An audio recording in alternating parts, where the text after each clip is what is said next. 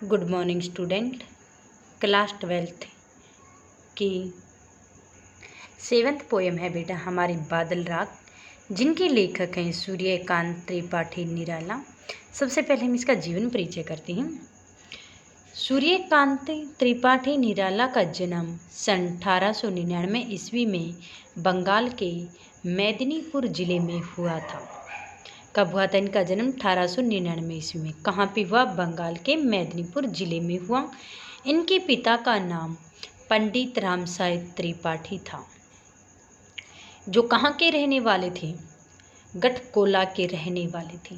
यानी कि सूर्यकांत त्रिपाठी निराला के पिताजी गठगोला गांव के रहने वाले थे। वे बाद में आजीविका उपार्जन हेतु मेदिनीपुर में आकर बस गई थी।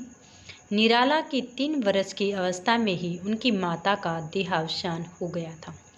यानी कि जब सूर्यकांत त्रिपाठी निराला जी 3 वर्ष के ही थे, उसी समय इसकी माता का देहांत हो गया था। इनकी अधिकांश शिक्षा घर पर ही हुई थी।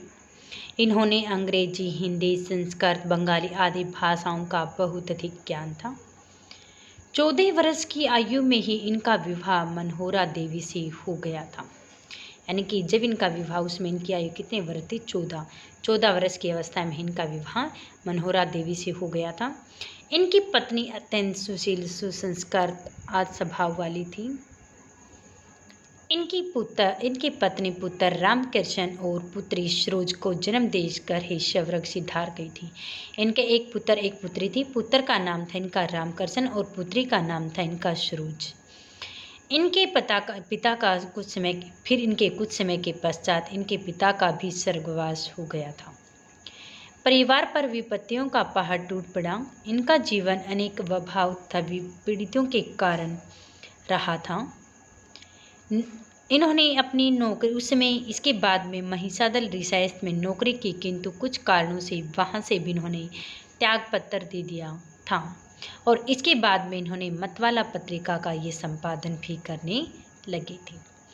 सूर्यकांत त्रिपाठी निराला की पुत्री सरोज का निधन 1935 ईस्वी में हो गया था और पुत्री की मृत्यु के पश्चात इन पर ये गहन शोक में डूब गए थे और इन्होंने इस शोक में कारण एक सरोज समर्ति नामक गीत भी इन्होंने लिखा था। पुत्री के निधन पर ये बहुत अधिक दुखी भी रहने लगे थे और ये फिर कुछ समय के पश्चात बीमार हो गए थे और इनका शरीर बीमारियों के कारण बहुत अधिक कमजोर भी हो गया था। और सन 15 अगस्त 1961 ईस्वी को इलाहाबाद में इन्होंने अपना त्याग पत्र दे दिया था। यानी कि परलोक की सिधार गई थी। यानी कि इनकी भी मृत्यु कब हो गई थी? 15 अगस्त 1961 ईस्वी में इनकी भी मृत्यु हो गई थी। फिर इनकी प्रमुख रचनाएं हैं, जैसे इनका काव्य संग्रह है काव्य इनकी अनामिका, परिमल, गीतिका, बेल, नए पत्ते, अलामिका, तुलसीदास आदि। फिर इनके उपन्यास हैं अप्सरा, अलका, प्रभावती, निरुपमा, चोटी की पकड़, काले आदि। फिर इनकी जीवन कहानी संग्रह इनकी चतुरी चमार, स्कूल की बीबी, लीली सिक्की आदि। फिर इसके बाद में इनकी रेखा चित्र, कुली भाट, ब्लेशुर, बकरही। निबंध है इनकी प्रबंध, परदय, प्रबंध, प्रतिभा, चाबुक, परिचय आदि। जीवनियाँ हैं ध्रुव, भीषण और राणा प्रताप। अनुवाद है इनका आनंद बंट, कपाल, अल, कुंडल, चंद्र। फिर इसके बाद में साहित्यिक सूर्यकांत के निराला जी की साहित्यिक विशेषताएं हैं। फर्स्ट, जैसे व्यक्तिकता। छायावादी कवियों के समान निराला जी के काव्य में व्यक्तिकता की विशेष अभिव्यक्ति भी सफल हुई है। इन्होंने अपनी कविताओं के अंदर अपने जीवन की आंतरिक अनुभूतियों और व्यक्तिगत सुखों और दुखों का चित्रण भी इन्होंने किया है। यानी कि इन्होंने अपनी व्यक्तिगता के अंदर क्या किया है? इन्होंने अपनी हर प्रकार के जो छायावादी कवियों थे उनके समान अपनी व्यक्तिगता को सफल अभिव्यक्ति प्रदान की। हर प्रकार के उसके जीवन के अंदर आने वाले जितने भी आंतरिक अनुभूति, व्यक्तिगत सुख दुख हैं आदि के बारे में भी उन्होंने बताया है। और इन्होंने अनेक कविताओं की व्यक्तिगत भावनाओं की सफल अभिव्यक्ति भी इन्होंने की थी। सेकेंड है निराशा, वेदना, दुख एवं करुणा का चित्रण। कि इसने निराला जी ने उनके जीवन के अंदर हर प्रकार की निराशाएं भी, दुख, दर्द, करुणा आदि की विशेषताएं भी आई हैं, लेकिन उन्होंने हर प्रकार के दुखों के अंदर अपने जीवन को सर्वस्व उपकारक मानते रही हैं और अपने इन सभी दुखों को वे सहन करते भी रहे हैं। इसके बाद में प्रगतिवादी चेतना कि निराला जी ने अपनी प्रगतिवादी चेतना में के ओतप्रोत कवि भी माने जाते हैं। उन्होंने अपने साहित्य में पूंजीवादी आक्रोश, दीनहीन गरीबों की सहानुभूति की भावना भी व्यक्त की है कि उन्होंने समाज में जितने भी गरीब जो लोग होते हैं, यानी कि अमीर लोग गरीब लोगों का जो शोषण कर रहे होते हैं, लेकिन फिर भी निराला जी ने उन गरीब लोगों की बहुत अनेक प्रकार से सहायता की, उनको सहानुभूतिकता की भावना व्यक्त की है। विद्रोह की भावना, निराला जी एक विद्रोह प्रवृत्ति के व्यक्ति भी हैं। उनके काव्य में हर प्रकार की निराला अभिव्यक्ति और अनेक कवियों की अपेक्षा उन्होंने विद्रोह और स्वच्छंदता प्रेमी भी वे रहे हैं। इनके बादल राग, कुकुरता आदि अन्य कविताओं में विद्रोह की भावना भी अभिव्यक्त की गई है और वे पूंजीपति वर्ग के प्रति, गुलाब के प्रति विद्रोह करते भी कहा। देश प्रेम की भावना, निराला जी के हृदय में अपने देश के प्रति अपनी उदारता भावना भरी हुई है। उनको अपने देश के प्रति बहुत अधिक ज़्यादा गहन प्रभाव था, लगाव था।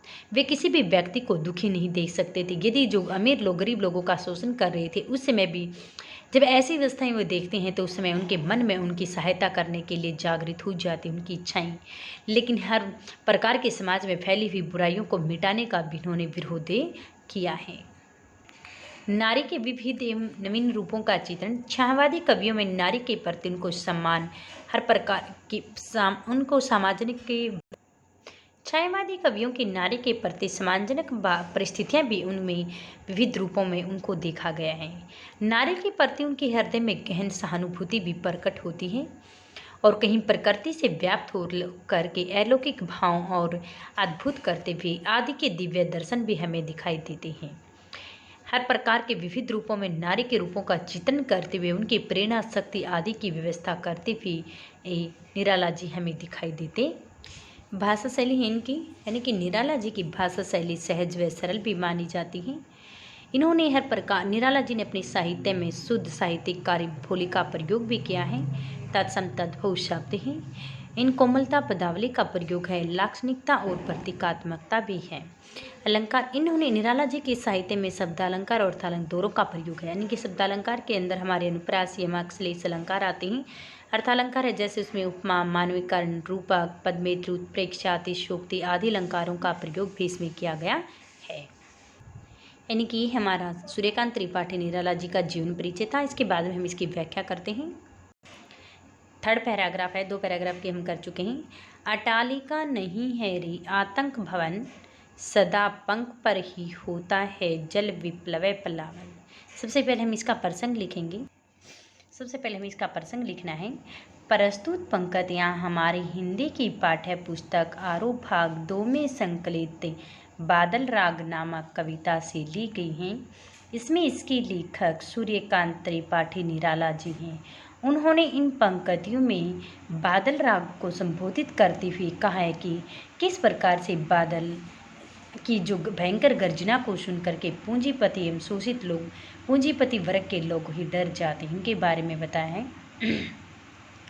फिर के बाद में इसकी व्याख्या। अटालिका, अटालिका होते हैं बड़े बड़े जो भवन होते हैं, जो महल होते हैं, कि बादलों की इस भयंकर गर्जना को सुन करके जो लोगों को डर लग रहा है, यानी कि बड़े बड़े जो भवन और जो महल थे वो क्या हो गए, अब वे भवन नहीं रही हैं।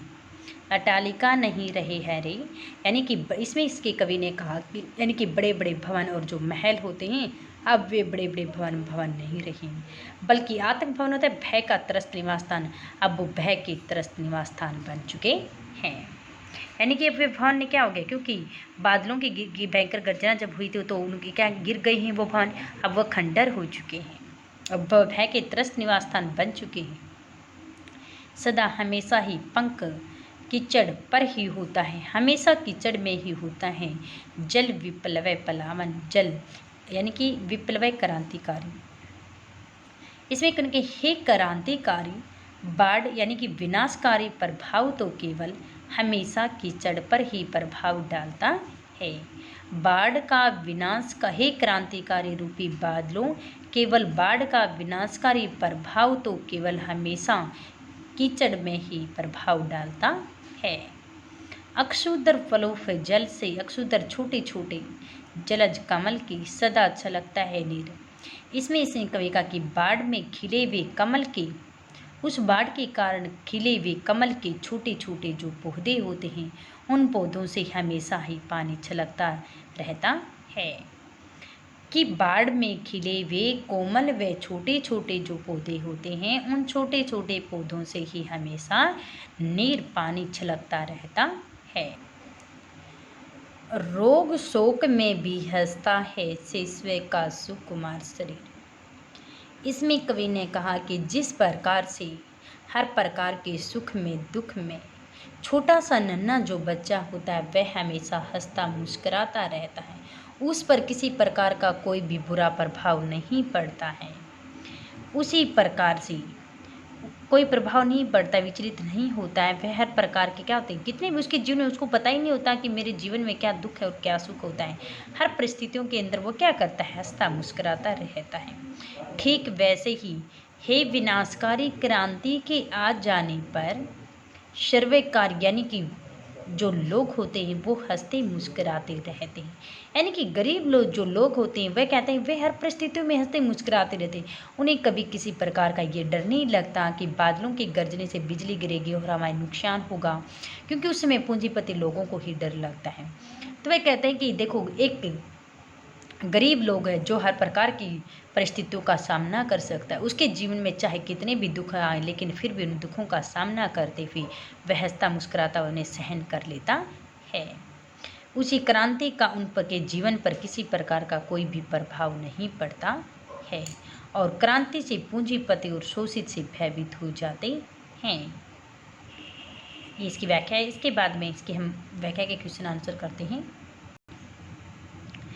क्रांति का प्रभाव सदा कहाँ पर होता है? बताया था क्रांति का प्रभाव सदा हमेशा कहाँ पर होता है? बुराई पर ही होता है। जल सदैव हमेशा किससे छलकता है?